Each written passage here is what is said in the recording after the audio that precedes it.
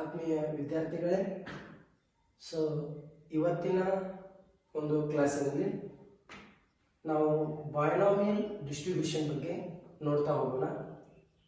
So binomial distribution ಇದೊಂದು theoretical distribution ಇರುವಂಥ ಒಂದು ಇಂಪಾರ್ಟೆಂಟ್ ಡಿಸ್ಟ್ರಿಬ್ಯೂಷನ್ ಇದು. ಸೊ ಈಗಾಗಲೇ ಬರ್ನೌಲಿ ಡಿಸ್ಟ್ರಿಬ್ಯೂಷನ್ ಬಗ್ಗೆ ನೀವು ತಿಳಿದುಕೊಂಡಿದ್ದೀರಾ. ಸೊ ಇವಾಗ ನಾವು another important theoretical distribution, so that is the binomial distribution. So binomial distribution na ಒಂದು introduction ಅನ್ನು ನಾವು ನೋಡ್ತಾ ಹೋಗೋಣ. So a binomial distribution can be thought of as simply the probability of a success or failure outcome in an experiment or survey.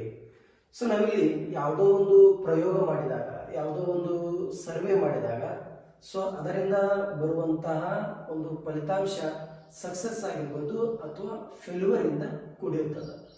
So ನಾವು ಎಷ್ಟೇ ಸಾರಿ ಪ್ರಯತ್ನ ಪಟ್ಟರೂ ಕೂಡ, so ಎಷ್ಟೇ ಸಾರಿ ಪ್ರಯೋಗ ಮಾಡಿದ್ರು ಕೂಡ ಆ ಪ್ರಯೋಗದಿಂದ ಬರುವಂಥ ಫಲಿತಾಂಶ ಅದು ಸಕ್ಸಸ್ ಆಗಿರ್ಬೋದು ಅಥವಾ ಫೇಲ್ಯೂರ್ ಆಗಿರ್ಬೋದು. ಸೊ ಇದು ನಾವು ಬೈನಾಮಿಯಲ್ ಡಿಸ್ಟ್ರಿಬ್ಯೂಷನ್ ಬಗ್ಗೆ ತಿಳ್ಕೊಳ್ಳೋದು.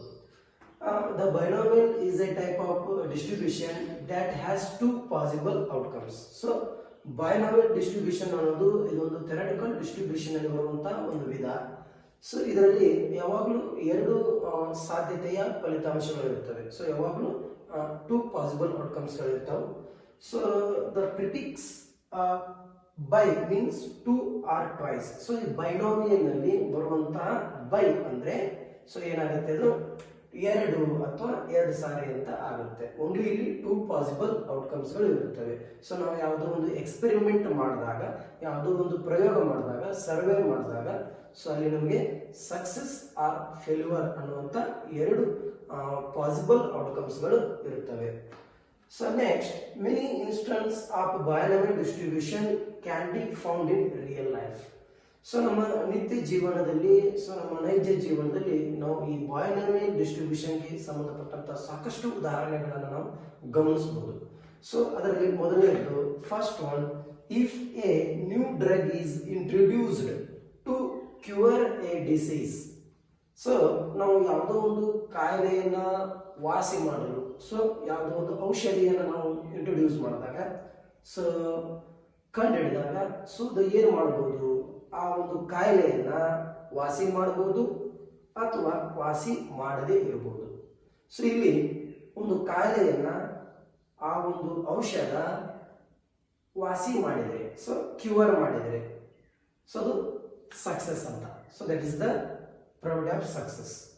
ಸೊ ಒಂದು ವೇಳೆ ಆ ಒಂದು ಡ್ರಗ್, ಔಷಧ ಕಾಯಿಲೆಯನ್ನ ಸರಿಪಡಿಸ್ಲಿಕ್ಕಂದ್ರೆ ಕ್ಯೂರ್ ಮಾಡಿಲ್ಲಪ್ಪ ಅಂದ್ರೆ ಅದು ಫೇಲ್ಯೂರ್ ಅಂತ ಹೇಳುತ್ತೆ. ಸೊ ಯಾವುದೋ ಒಂದು ಎಕ್ಸ್ಪೆರಿಮೆಂಟ್ ತೆಗೆದುಕೊಳ್ಳಿ.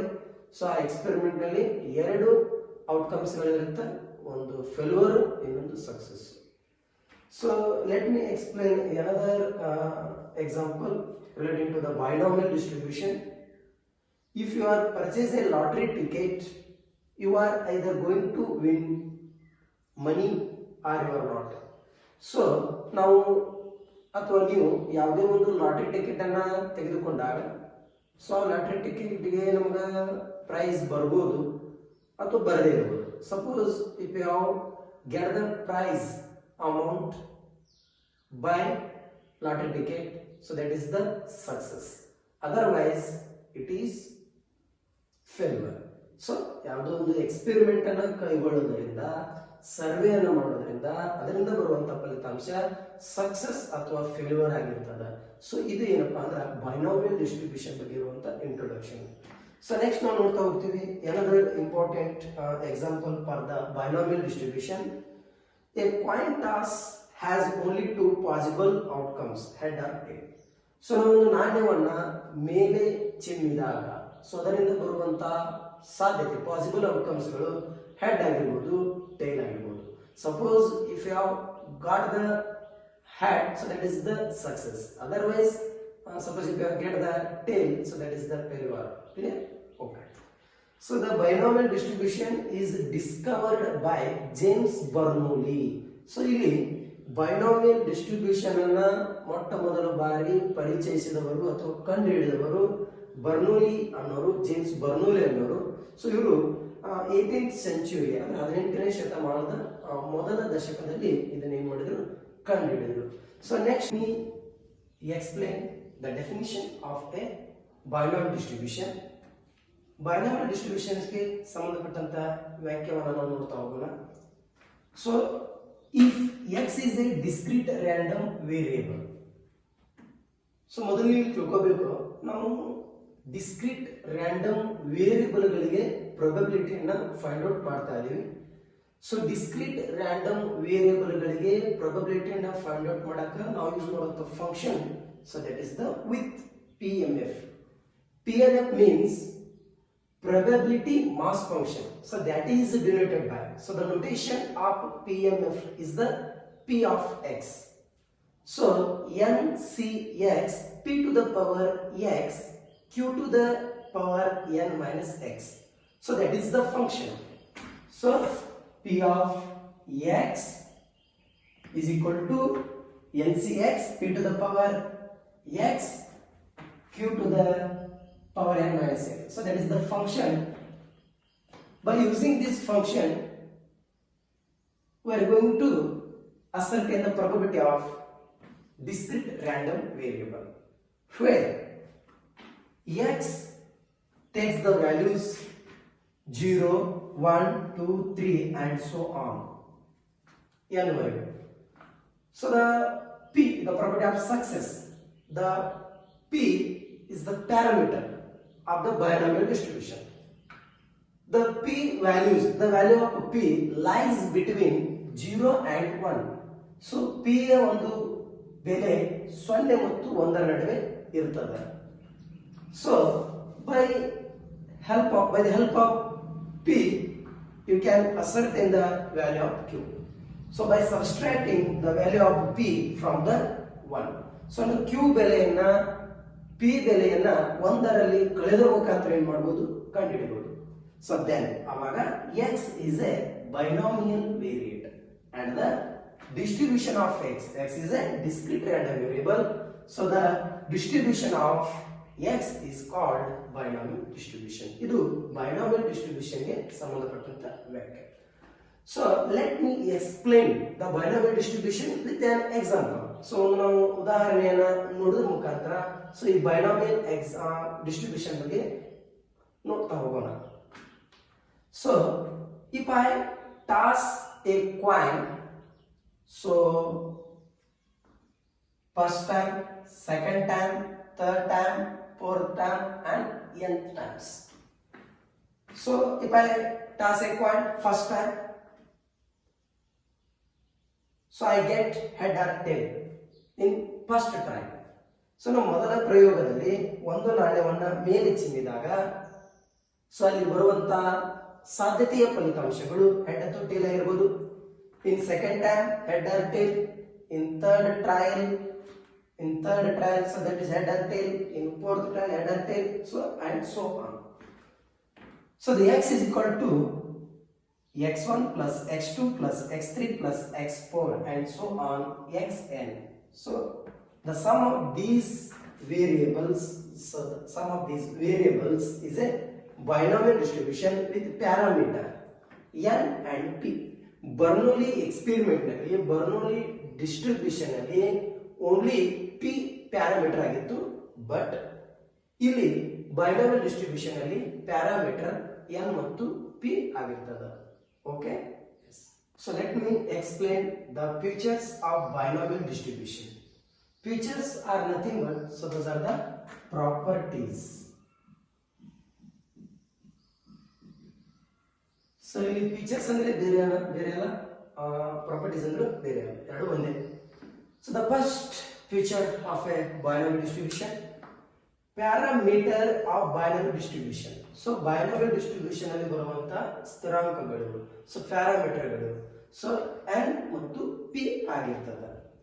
So second one, the range of binomial distribution. So x takes the values 0, 1, 2, 3 and so on.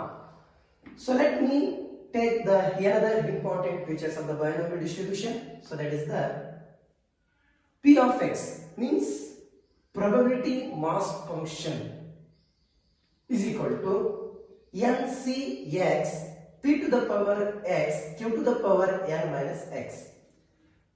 So where in this function x takes the values 0, 1, 2, 3 and so on, but the p values, the value of p is lies between 0 and 1, and the q values ascertained by the subtracting the p value from the 1.